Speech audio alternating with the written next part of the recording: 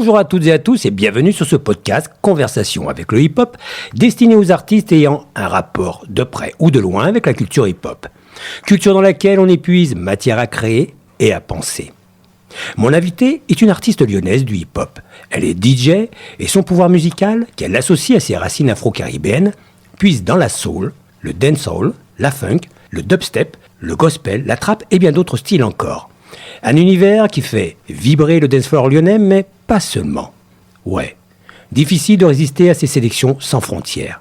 Ce pouvoir du son, de la vibration musicale qui anime les corps pour mieux s'abandonner dans la danse, être en communion avec les autres, se connecter aux autres et parfois à l'au-delà, ce pouvoir-là se trouve dans le geste artistique du DJ, tout comme celui du MC. Et mon invité a le pouvoir d'une reine parmi les reines. De Queen Latifah en passant par MC Roxane Chanty, à la charismatique martiniquaise Madame Sinclair surnommée The Queen of Harlem, j'ai le plaisir de vous présenter The Queen of Lyon, autrement dit la reine lyonnaise, j'ai nommé DJ Kainix. Conversation avec le hip-hop, c'est maintenant.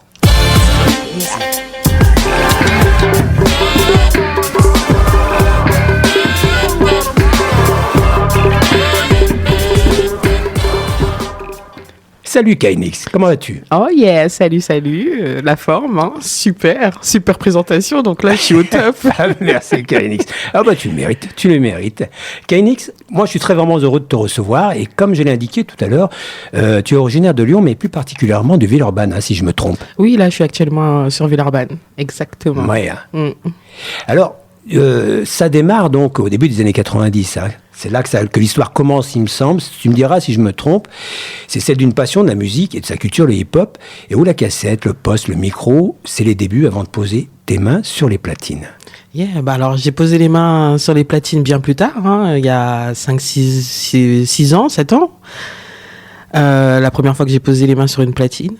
Ouais, ça a démarré comme ça avec mon petit poste, les cassettes. D'ailleurs, une super cassette d'une mixtape que j'avais trouvée à Auchan à l'époque. Ah oui. Il y avait qui dessus? Il y avait Loonies, mais pas le I Got Five on It qu'on entend forcément. Du gros Wu-Tang, des sons incroyables dessus. Et ouais, j'aimais avoir mon poste dans ma petite sacoche et avec toutes mes piles pour recharger et écouter ça aussi dans le métro, dans le bus. Mais là, comme ce qu'ils font aujourd'hui avec les téléphones et les petites enceintes. Voilà. Moi, j'avais carrément le poste avec la cassette et les grosses piles. C'est ça. Bien, là, on n'est pas loin. En plus, on n'est pas loin de l'époque des années 80. On est encore avec ce média-là, hein, qui est le poste, la cassette. Donc, toi, tu hérites en plus complètement de ces premières heures, en même temps du hip-hop en France, mais aussi particulièrement en région lyonnaise. Yeah, clairement. Et il me semble aussi que tu as très vite aussi animé aussi une émission de radio. Là, tu peux nous en parler un peu. C'est à Saint-Priest, il me semble. C'est à Saint-Priest. Donc, pour expliquer un peu les débuts, donc j'ai fait de la musique plus jeune. Donc solfège, piano, violon alto d'abord et piano ensuite. Et je voulais reprendre des cours de musique et à l'école de musique de Vénissieux, il restait que des cours de scratch. Donc j'ai essayé. Et puis pour la représentation à la fin de l'année, donc j'ai dû faire un DJ set. Ce que j'ai fait. Et puis j'ai rencontré Virgile à ce moment-là. Virgile qui animait l'émission Street Vibe Show à Radio Pluriel. Et puis il m'a dit, en fait, ça te dit de faire des petits mix pour les émissions, je t'impose un son par mix et let's go. Je me suis dit, allez, c'est parti. Hein, et donc je lui préparais des petits mix avec, à chaque fois il m'imposait un petit son. Donc j'aimais bien mettre des nouveautés. Et intégrer ce son un peu challenge dans ce petit mix de 10-15 minutes. Et ensuite, il a dû partir à Bordeaux. Donc, il m'a laissé l'émission à Radio Pluriel. Et donc, j'ai continué, donc soit en interviewant des acteurs du hip-hop, donc que ce soit des MC, des vidéastes, des danseurs, des créateurs, de créateurs de vêtements, Vraiment toutes sortes des beatmakers aussi. Est-ce que j'ai pas eu de beatboxer, hein? Ouais. Pas trop, hein, non. Et puis, quand je n'avais pas d'invité, je me faisais plaisir en essayant. Le challenge, c'était ça. Donc, Skyrock dit, tu l'as entendu la première fois sur Skyrock. Et en fait, ça m'énervait, puisque du coup, je voulais les faire mentir. Donc, en fait, la première fois que tu l'as entendu, c'est à Radio Pluriel. Donc, je digue toutes les sorties et je sélectionne celles qui me parlent.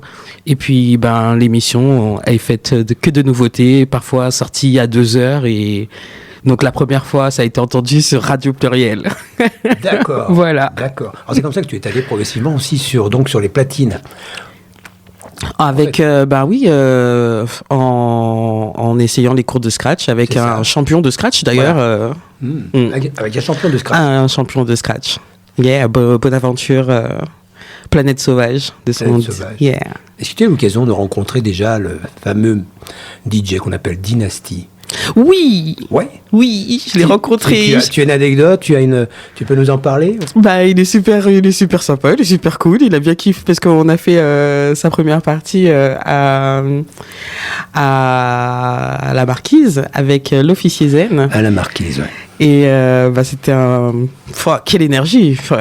Et c'était il n'y a pas si longtemps que ça, hein. Je crois que c'était il y a 2 ans de ça. Donc, assez récent. Oui. Je crois que c'était à l'occasion même quand Rudy Boy avait organisé cette table ronde autour de la culture hip-hop. Il avait invité justement DJ Dynasty. Yeah. J'avais participé à cette table ronde-là. On s'était croisé avec Dynasty. Et effectivement, après, il devait faire un saut à la Marquise. Donc, on l'a croisé là. Et ouais. Donc, très cool, très belle énergie. Waouh. Rudy Boy qu'on a même qu'on a invité là à la radio déjà ici. Cool. Ouais, c'était super. C'était du hip-hop. Oui, vraiment un super activiste. Ouais, vraiment. Clairement, on peut le dire. Ouais, complètement. Tu peux nous parler un peu de ces collaborations que tu as aussi avec les rappeurs, des rappeuses, mais engagées aussi, notamment comme KLM. En effet. Donc, c'est si j'accompagne des artistes, pour moi, c'est important que leur message colle avec mes valeurs. Donc, en effet, j'accompagne KLM, qui fait partie d'un crew qui s'appelle Les Artisans des Bonnes Ondes. Donc, j'accompagne également Dr Kyle, qui fait également partie de ce crew-là, Les Artisans des Bonnes Ondes, le labo. Ouais. Et donc, très, très engagé, très, très militant. Voilà. Et puis, j'accompagne également l'officier Zen, et aussi très engagé à des lyrics qu'il faut prendre le temps d'écouter, et d'ailleurs qui vient de sortir un nouveau projet là, authentiquement vôtre. Donc voilà, faut aller l'écouter, c'est magnifique, très beau lyriciste, du bon boom bap comme on l'aime. Oh yeah. Mais tout a commencé avec ma sista Saphir Sphère, qui est aussi une pionnière dans le hip-hop lyonnais, j'ai envie de dire, et dans le hip-hop aussi, tout court, ouais. Qu'on est toujours proches. Et c'est super, et c'est vrai qu'en plus tu fais bien de le préciser aussi, pionnières, parce que des pionnières souvent, elles ont été souvent anonymes un peu dans cette histoire du hip-hop, même lyonnais. Et pourtant, comme la Gonze Vive. Ouais. Parce que j'ai chanté avec la Gonze Vive. Parce que c'est vrai que, on m'a souvent vu derrière les platines, mais on m'a moins souvent vu derrière le mic, mais j'ai fait des choses avec le mic bien avant les platines. Et ça, alors ça, c'est intéressant, ouais. Et ça, c'est intéressant, ce que tu dis là, c'est important. Parce que oui, en fait, tu n'es pas que derrière les platines. Tu prends aussi le mic. Oh yeah. Et tu dis des choses aussi. Oh yeah. Tu rappes, tu as le message également. Et c'est important pour moi, le message dans le rap. C'est une des valeurs. Bon, après, il peut avoir des petits moments d'égo trip ou des choses marrantes à raconter, mais c'est bien aussi de partager d'autres valeurs. Enfin, voilà. Aujourd'hui, j'ai l'impression, et tu me diras, qu'il y a aujourd'hui une préoccupation sur l'héritage culturel du hip-hop et de sa transmission. Alors, on a fêté depuis 2023 les 50 ans du hip-hop, ce qui a certainement aussi donné une impulsion justement à cette préoccupation-là. Et puis, il y a peut-être aussi le fait que le hip-hop, dont le rap et la danse, est devenu tellement mainstream que ce langage a dans le fond peut-être perdu aussi ce qui le caractérisait justement à l'essentiel. c'est-à-dire celui d'être une nouvelle culture aussi de revendication et de l'engagement par l'art, né dans la rue, et puis que sa capitalisation, celle de sa production artistique bien sûr, l'a pas mal aussi éloigné de cet engagement et contribué à certaines dérives par rapport à sa source.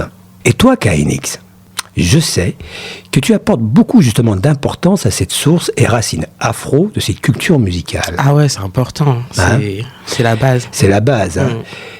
Et ça, c'est important parce que aujourd'hui, je me dis, est-ce qu'il faut, dans un souci de transmission de la culture hip-hop, insister sur ce rapport de l'art et de l'engagement ? Ah oui, ça fait partie justement des valeurs du hip-hop. Et comme tu l'as dit, c'est né dans la rue, dans certaines conditions, et ce hip-hop-là a permis de dire aussi ce que le peuple voulait exprimer. Mm-hmm.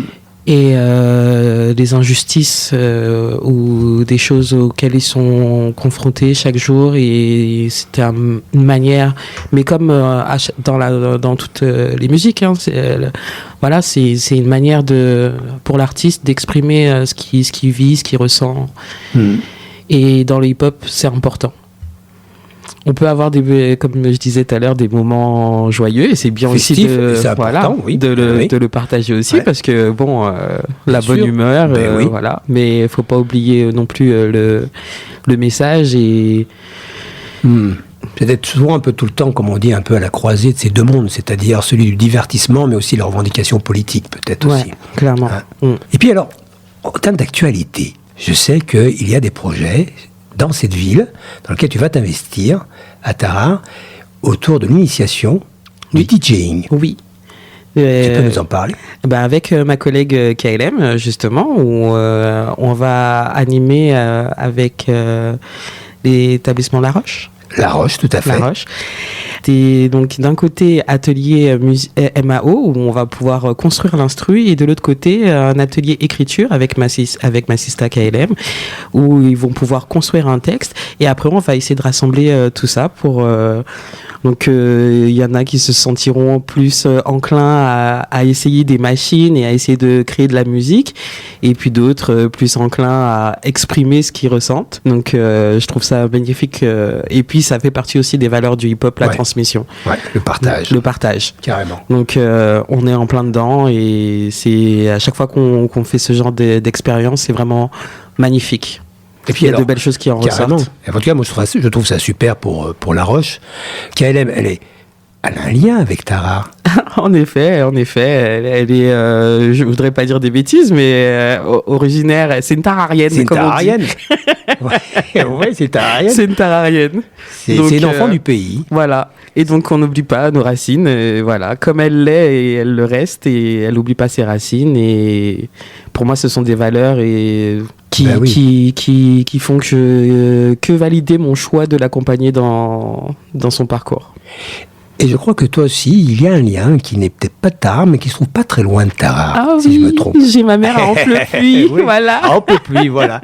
On est quand même dans la communauté de communes, voilà, qui est pas très loin, Amplepuis. Petite pensée pour toi, Bamoun. Et voilà, une pensée pour la maman de KLX. Yeah. Super. Eh bien, écoute, ce que je te propose, KLX, c'est de faire une pause musicale avec un son de ton choix. C'est celui du musicien Tony Allen. Oh yeah. Et le titre, c'est Cosmic 6. Yeah, listen. Nous terminons cet épisode consacré à l'artiste lyonnaise DJ KNX sur cette référence musicale de son choix, Cosmo 6 de Tony Allen. Je vous dis à très vite pour le prochain épisode.